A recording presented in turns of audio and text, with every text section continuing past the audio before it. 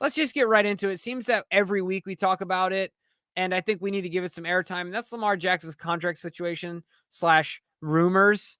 Yeah. The first one I want to put out there, dang it, if DK, if you can figure this out, bless your heart. If you can't, no big deal. But I did read somewhere that I think it was Bleacher Report, and I don't remember who the source was. The Ravens are rumored to be willing to give Lamar Jackson more money than Kyler Murray. How is that a rumor?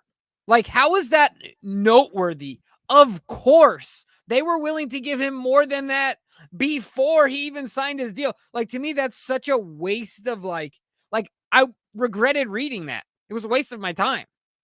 I just thought it was dumb. Like, I feel like there's a lot of grasping at straws going on around Lamar's deal. But I did see one thing that I thought was interesting, Glenn. And I've got to ask you.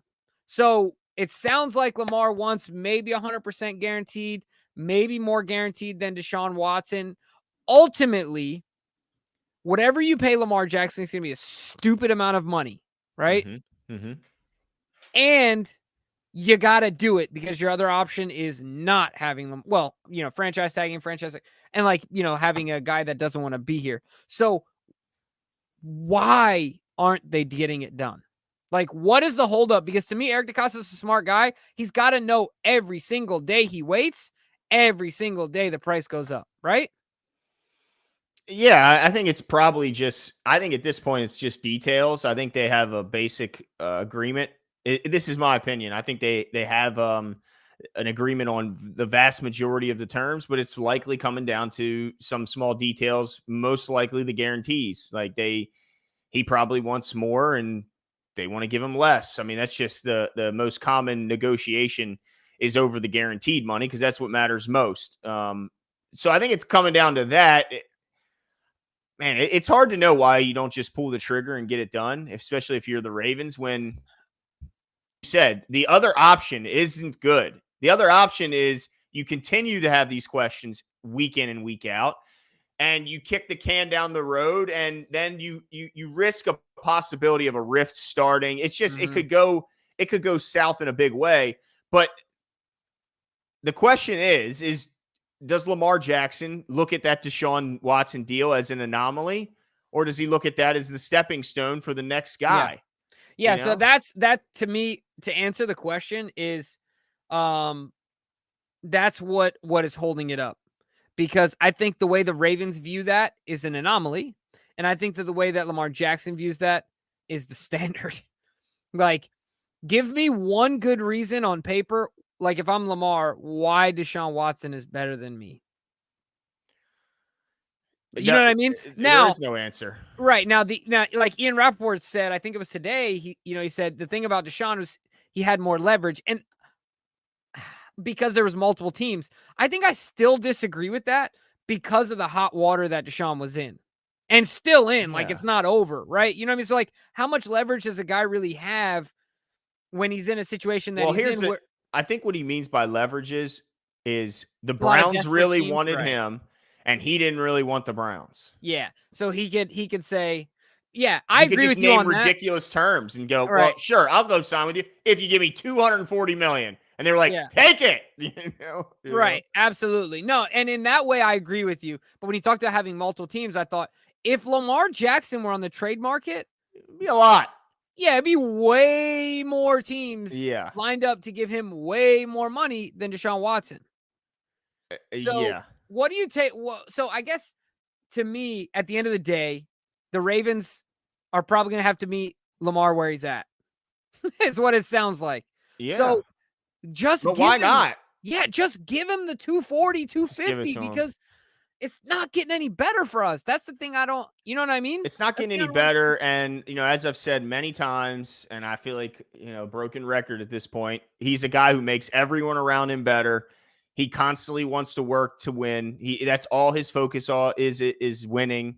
What more could you want from a quarterback? I mean, that's the worry. The worry giving a guy a bunch of money is that he's going to get fat and happy, that he doesn't elevate the play of those around him, and that he's going to be taking up so much of your cap space, and you don't have enough money to give him the necessary pieces around him to win a Super Bowl. But with a guy like Lamar, you don't have those same concerns because he just elevates everyone from top to bottom of your roster is better. Your coaches, your players, everyone is better because Lamar Jackson is playing. 100%. I mean, I know one of your favorite players is Steph Curry, right? And like your defense changes fundamentally when Steph Curry's on the Your team court. defense, not one guy's Yeah, defense. yeah, exactly. It's like you can never go like this. Okay, he's just dribbling. Like, no, because he'll just pull up. So Lamar has that same impact in that if you're going to get value on your dollar, talking about return on investment, Eric DeCosta talks about value, it's going to be with Lamar Jackson 100%. at the end of the day.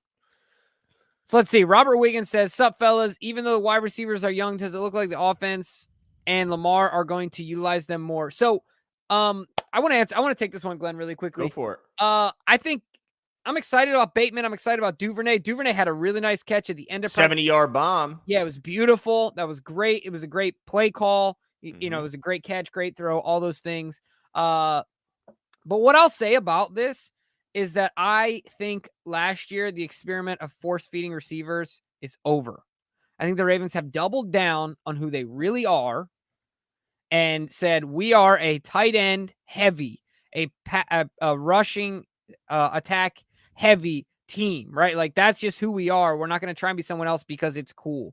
So to answer your question, I don't know if they're going to use them more. I don't think it's smart. I don't think the Ravens are built to just like for Lamar to drop back 50 times a game and chuck it down the field. That's not how the Ravens are built. I don't think it's how they're going to win football games. So I guess I'm not a fan of them using them more for the sake of using them more. It's like process for the sake of process. Like what's the means to the end? You know what I mean? Well, I think that using them more, I tell you what, I bet there's a very good shot the receivers end up with more receiving yardage than they did last season. Sure, maybe less targets. Yeah, and the reason being is they talked all offseason about the emphasis they were making on the deep passing game. I mean, everyone on the offense talked about, and they kept using the word emphasis on the deep passing. So, and I think it's huge for this offense to have that element. Because teams are naturally going to load the box to try and limit your run game and corral Lamar Jackson and the running back. So there's going to be plenty of opportunities to throw the ball deep. And so, yeah, let's see some more chunk plays sprinkled in. I don't need to see a 12 to 15 play drive every drive. We know the Ravens can do it and will do it sometimes even multiple times in one game. But I also want to see the chunk plays that help supplement that kind of 3 yards in a cloud of dust offense that sometimes they like to run. So yeah, use the receivers in a multitude of ways, but certainly down the field passing is one area which we saw highlighted today with the Devin Duvernay touchdown. And of course, I think that the Ravens have officially decided that there's no distinction between a wide receiver and a tight end except size. Yeah, they're pass catchers. That's Isaiah Likely, right? Yeah, even if you watch The Wired with Mark Andrews in practice, he's talking to Patrick Queen about giving him some advice on how to cover him one-on-one. And, he said why he referred to himself as a receiver. So, like, that's how they view themselves, how the team views them. So I don't think it's just, we need to get to these guys because they're wide receivers and tight ends, put your hands in the dirt. That's not the idea either, right? Like, let's just get it to our pass catchers. Yeah, we get kind of caught up in those positions, but I don't think they do as much. Marco G, what has Carr, Goff, Tannehill, Cousins, Watson, Dak, Murray, and Wentz done? Exactly. And Lamar is more humble and better than all of them. 5 for 250, 100%. That's what we've been saying, right, Glenn? 5 for 250. Absolutely, man. You know what's funny about, and I it's not that I disagree with everybody's kind of criticisms, but isn't it funny that if Kirk Cousins was anywhere else, like at any other time, it's so funny. He's got to be the best quarterback of all time to never be considered a top 10 quarterback in his career. This dude, if you just pull up his numbers, his numbers are beautiful. Look at his numbers. You go, how is a guy who last year had 33 touchdown passes to 7 picks? He had 103 quarterback rating, and the year before that, he had 35 touchdowns to 13 picks. And we go, that guy is not inside my top 10. It's just hilarious to me how good that position is, that if you just look at his numbers, you go, how is he not considered better? It's crazy. Yeah, I think it's just the moments, right? Like, Yeah, you gotta win playoff games, and you gotta what do beat you think playoff of when you think teams. of Kyler Murray in the playoffs? Well, I What don't play think comes to much your of the mind? Cardinals at all. Nothing. Oh, 0. well, I mean, I think of the play where he floats it up and gets the pick six. Yeah, Like, that's that stays in people's minds, right? Like, I yeah, think but he's still young. I mean, that's the difference between him and Kirk Cousins. Kirk Cousins is much older. for sure. These guys still have a lot Yeah, left to kind of show. But I agree as far as the humbleness. Yeah, it's not even close about who's more humble yeah. between Kyler Murray and Lamar Jackson. It's Sure. not even Kyler Murray close. showed up to his presser after he got his deal, says easy money on his shirt. Yeah, yeah, he just doesn't strike me as a very humble guy. Damon Mitchum says it is hard to speculate about Lamar's deal. I think the front office has PTSD from us giving Joe Flacco all that money. I think if they could turn back time and do it all over again, they'd do it 10 times out of 10 and give Joe Yeah. Flacco his money. But Damon, I think what you're saying, it's a big difference between those two, and that Well, Joe Flacco doesn't tend to make his teammates better. yeah, and I also want to say this, Damon. It wasn't that they gave him a lot of money. The thing about Joe was that they allowed him to bet on himself and they had to pay him more money. So pay Lamar Jackson now, because I saw somebody put in the chat, and I'm sure you've seen this video, like Fat Joe says, to today, what does he say? Yesterday's price is not today's price. Yeah. So if you allow Lamar Jackson to torch the NFL this year and come back to your office, Eric, and says, price has gone up 350. Yeah. Like, You really then, want to roll that dice, Steve? right? You know what I mean? All the kid has done is be successful. So Yep. give him the 250. Look, at the end of the day, you're paying him what Aaron Rodgers is making Mm-hmm. for 5 years instead of 3. That sounds like a good deal to me.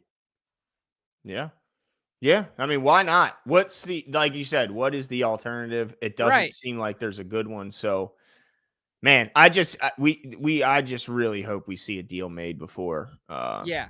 what is it? The first, I think, is his deadline. Yeah. Basically week 1, right? Like, Yeah, fingers crossed that he is a Raven for a long, long time. It's just amazing when he walks over, man, with the reaction he gets from kids, man. It's just different, man. It's different than I've ever seen. As much as everybody loved Joe, man, it's different with Lamar. It's just far different. Don't get nervous because I'm here now.